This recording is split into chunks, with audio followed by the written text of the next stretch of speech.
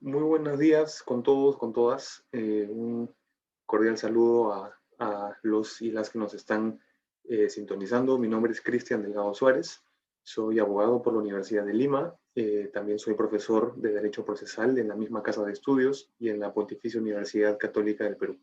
En esta ocasión, en primer lugar, quisiera agradecer a los amigos de Agnitio en la sección Agnitio Educa para poder hoy día, de repente, conversar con ustedes o plantearles un tema que ha suscitado bastante interés y sobre todo comentarios de la comunidad jurídica recientemente, que es el famoso caso, la sentencia constitucional de amparo emitida por el 11º Juzgado Constitucional respecto a la inaplicación del artículo 112 del Código Penal, más conocido como el caso Ana Estrada y la eutanasia. Voy a dividir de alguna manera esta breve intervención y lo voy a hacer de la siguiente forma. El título tiene justamente el siguiente nombre, ¿no? Precedentes y jurisprudencia a propósito del caso Ana Estrada. Entonces voy a comenzar en primer lugar diciendo de qué trata el caso, cuál ha sido la materia controvertida, para luego poder conversar con ustedes sobre dos temas, un análisis doble, por así decirlo, de dos temas que, por lo que hemos estado viendo tanto en la prensa y también en alguna parte de la doctrina nacional, se ha utilizado con cierta ambigüedad. Este es el tema del precedente, ¿no? El precedente judicial o que este caso ha constituido un precedente. Luego de ello haré unas consideraciones de orden conclusivo para poder cerrar esta breve intervención. Muy bien. En primer lugar, habría que definir de que estamos ante un proceso de amparo, un proceso constitucional o garantía constitucional, como también lo dice la Constitución de 1993, en la cual tiene por finalidad precisamente la tutela de derechos fundamentales, ¿no? Dentro de estos derechos fundamentales, que son los que el artículo 2 y el artículo 3 de la Constitución recoge, ampara, en este caso la Defensoría del Pueblo, es la Defensoría del Pueblo la parte que está interponiendo esta demanda de amparo a favor, vamos a decirlo así, de la ciudadana Ana Estrada, quien, como ya hemos podido conocer y anticipar, tiene una dolencia, tiene una enfermedad que en este caso, tanto el sector médico como también el sector jurídico, ya cuando se ha hecho el análisis de este caso en concreto, se llegó a la conclusión de que es degenerativo, es incurable y por el contrario presenta un cuadro de empeoramiento, por así decirlo, del paciente o en este caso de la paciente Ana Estrada. ¿Por qué digo de que estos hechos o estos supuestos fácticos son interesantes y son importantes? Porque son los que justamente conforman, por así decirlo, el núcleo de discusión y también objeto de tutela. La enfermedad que tiene Ana Estrada, en primer lugar, es una enfermedad que le va a impedir de alguna manera realizar ciertas actividades orgánico-vitales por sí misma y por lo tanto va a tener siempre que depender de algún tipo de soporte o bien que le sustituya alguna de estas ausencias que tiene a nivel orgánico, a nivel vital, o que también prolongue de alguna manera la manutención de la vida. Esta dolencia que le impide, por así decirlo, la operatividad a nivel motor, a nivel muscular, hace pues que deba estar siempre dependiendo de algún aparato o de algún instrumental médico, tecnológico médico. Entonces, a raíz de este hecho, de esta enfermedad que le va a generar precisamente este desmejoramiento de su salud, es de que ella comienza a pensar en alguna salida para poder decidir, ojo, acá no estamos hablando de necesariamente que alguien ordene que se le dé el cese a su vida, estamos hablando de una autorización para que ella pueda decidir el momento en el que le ponga fin, en este caso, a su vida. Entonces, evidentemente, como ustedes saben, los amigos, las amigas de derecho penal, nosotros tenemos en la parte de delitos contra la salud y la integridad física el delito de homicidio en sus diferentes variantes y modalidades. El artículo 112 del Código Penal tipifica el homicidio piadoso. homicidio piadoso. Por favor, acá no estamos en un delito de eutanasia ni de suicidio, porque recordemos de que esto es un acto unilateral y voluntario. Entonces, si es que eso se tipifica, ¿a quién vamos a sancionar? ¿Correcto? Por eso se habla de homicidio piadoso en este caso. Pero ¿cuál es el tema? El homicidio piadoso de alguna manera se encuadra en lo que correspondería a una eutanasia asistida, ¿no? Solo que está tipificado y la tipificación precisamente se le impone al agente activo, en este caso agresor, que vendría a ser toda persona que promueva, que asista, que dirija y que aplique justamente un procedimiento, en este caso para poder dar fin a la vida de una persona que tiene una enfermedad degenerativa, que tiene un sufrimiento intolerable y todo ello como lo dice tanto la norma y también la doctrina que se ha dedicado respecto a este tema, ¿no? Entonces, muy bien, cuando se entra ya al proceso de amparo, esto solamente es un tema de recuentos de los hechos, cuando se entra al proceso ya de amparo y queda entonces en el, lo revisa, lo tutela el 11º Juzgado Constitucional de Lima.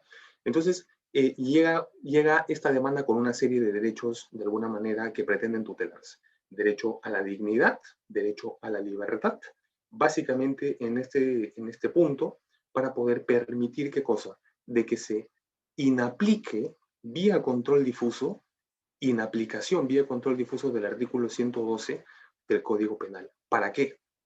Precisamente para que cuando se realice la figura del homicidio piadoso no sea sancionado, no sea perseguido penalmente y por lo tanto los doctores, el centro médico o los doctores que asistan a la paciente, en este caso Ana Estrada, no sean ni procesados, ni enjuiciados y menos sancionados penalmente. Entonces vean ustedes de que la finalidad última, y aquí hay que ser bastante preciso, no es de que se autorice la eutanasia, como también mucho se ha dicho. No, porque la misma sentencia indica de que el Estado no promueve la eutanasia. Eso hay que tenerlo muy en cuenta. La eutanasia, el propio juzgado dice, no es un derecho fundamental. Se deriva del derecho a la dignidad humana porque es un acto fáctico, libre y propiamente voluntario y que no está prohibido. No está prohibido. No hay ninguna ley o no hay ninguna norma, ninguna sanción o mandato legal que diga de que está prohibida la eutanasia o está prohibido el suicidio. No lo hay. Entonces, como eso no lo hay, en este caso, lo que se está procurando es dar un espacio de libertad, en este caso, a la futura beneficiada de esta opción, que es Ana Estrada, y que no se sancione, no se penalice a los médicos, a los galenos, a los profesionales que puedan llevar adelante este tipo de procedimiento médico, ¿no? Entonces, puesto así, el objeto controvertido, que es altamente complejo, hay que decirlo porque esto tiene mucho que ver con ciencias de la salud, tiene que ver mucho con la propia medicina, tiene que ver hasta con cuestiones tal vez, no es que lo diga la sentencia, pero también se discute mucho con cuestiones de la ética propia de los médicos, tiene que ver mucho también con ética, con bioética, con religión. Ninguno de esos elementos han servido necesariamente para llegar a una solución en esta sentencia, porque recuerden de que las normas que se aplican son normas legales, ¿no? Esto no quiere decir de que esté exento de este tipo de análisis. Si es que esto llega a la Corte Constitucional en algún momento, de ser el caso, seguramente habrá una profundización mayor en lo que respecta a los variados elementos más allá de lo jurídico que puedan impactar en este caso. Entonces, al final me adelanto, porque esto no es un recuento de la sentencia, me adelanto, ¿qué cosa es lo que resuelve esta sentencia en primer grado de jurisdicción? Número 1, se inaplica el artículo 112 del Código Penal vigente, para el caso de la ciudadana Ana Estrada Ugarte. Por lo que los sujetos activos, médicos, bajo estricta confidencialidad, no podrán ser ni denunciados, investigados, procesados, ni sancionados penalmente por este tema. Control difuso, entonces, se realizó control difuso del artículo 112 de la Constitución, del Código Penal. 2. Se ordenó también al Ministerio de Salud y al de Salud, justamente a la seguridad social, a respetar la decisión de esta ciudadana y también de que ambas instituciones deban formar comisiones médicas bajo estricta confidencialidad para que se pueda llevar adelante este procedimiento, ¿no?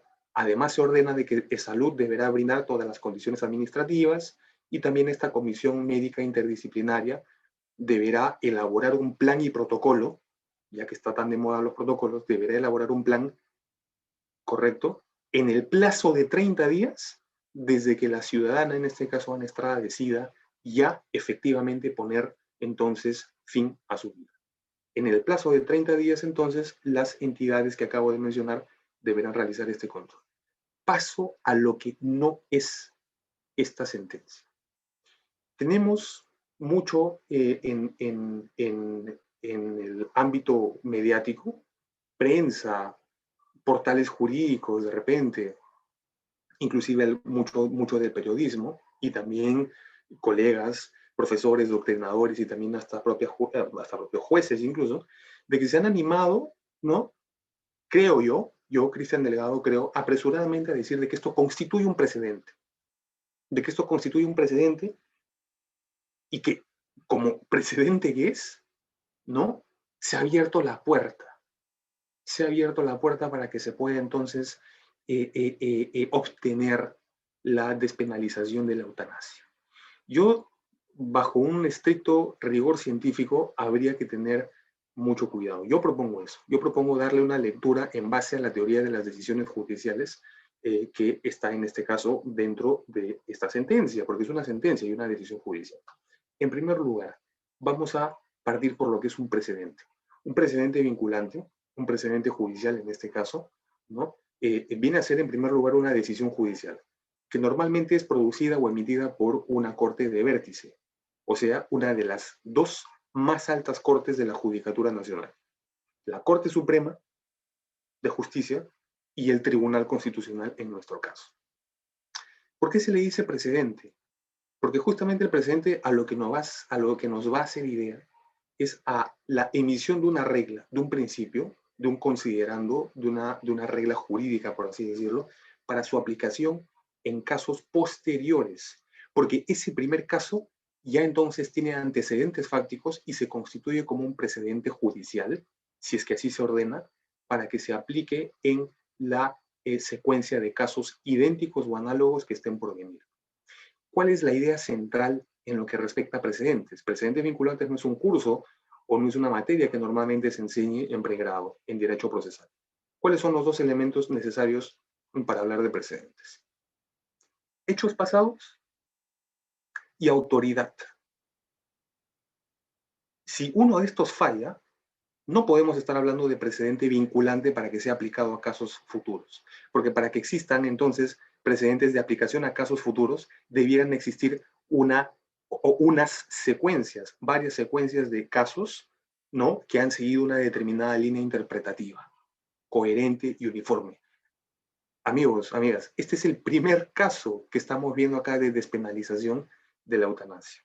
Entonces, no es que hayan existido antecedentes antes, previamente. Estamos acá ante una primera jurisprudencia que yo diría no es vinculante ni horizontal ni verticalmente, ni para instancias superiores, ni menos tampoco para el resto de jueces de la misma escala, por una sencilla razón. ¿Por qué no es precedente? Y aquí vengo al tema de la precisión terminológica y la diferenciación de jurisprudencia. Porque el precedente solo es emitido, en este caso, por una corte de vértice, que está facultada por una norma para que pueda emitir los precedentes si así lo considera. En la parte dispositiva de esta sentencia no se establece ni una doctrina jurisprudencial, no se establece un precedente vinculante porque no podría, porque estamos ante un órgano de primera instancia. Entonces, ¿esto a qué me lleva? A concluir lo siguiente, para más o menos tener una idea condensada y ya poder ir encerrando las ideas que son muy puntuales, que es solamente para diferenciar el grado de vinculación. Lo que tenemos al frente es una sentencia de primera instancia en un proceso de amparo, que si queremos podemos denominarla como una jurisprudencia, porque ha sido emitido por un determinado órgano, no importa el grado, sobre determinada materia, ¿no? Y en un radio geográfico determinado. Corte Superior de Justicia de Lima, Juzgado Constitucional, respecto a control difuso de un artículo del Código Penal. Entonces, es tal cual, es una mera y simple sentencia, y que incluso por la propia naturaleza, por favor, por la propia naturaleza del proceso de amparo, no tiene cosa juzgada erga omnes. Esto quiere decir de que no se aplica los efectos de esta sentencia para el resto de sujetos o de personas. Solamente la inaplicación, en este caso del Código Penal, ha sido para Ana Estrada. Entonces, ni siquiera tiene una eficacia vinculante por no ser precedente, porque no lo emite una corte autorizada para ello y porque no está haciendo de repente un cuidado de hechos anteriores. No hemos tenido antecedentes judiciales respecto de la eutanasia, no lo ha existido. Entonces, ni por ese lado de los hechos, ni por el lado de la autoridad estamos en un precedente, y tampoco se puede pensar de que se tiene que repetir o respetar para casos futuros para todas las personas que pidan, porque no estamos hablando ni siquiera de cosa juzgada erga omnes, sino para el caso concreto. Es por estos motivos, es por tal razón, que dentro del espectro de las decisiones judiciales estamos tan solo frente a una jurisprudencia. Otra cosa distinta será que si es que a este mismo juez le llega un caso análogo o idéntico de Juan Pérez o de Mario Díaz o de Pedro X, de repente deberá seguir su misma línea interpretativa. Pero hay que tener cuidado porque esta misma sentencia pone sus propios límites. La eutanasia no es una finalidad promovida por el Estado, porque el Estado también protege la vida, ¿correcto? No necesariamente es un derecho fundamental, es una libertad fáctica del individuo que no está prohibida. Y en este caso, si es que se reconoce esa libertad fáctica no prohibida, por respeto a la dignidad, debiera aplicarse el artículo 112 para las personas que realmente tengan comprobada una condición de salud degenerativa, incurable e intratable. Entonces, con estas consideraciones, puede más o menos esbozarse un intento de, a nivel de decisiones judiciales, qué es lo que se ha emitido en el caso Ana Estrada. Los invito a seguir el contenido de Agnitio Educa a través de los siguientes videos, y bueno, agradecerles por la oportunidad y por el tiempo dispensado para escucharme. Muchísimas gracias.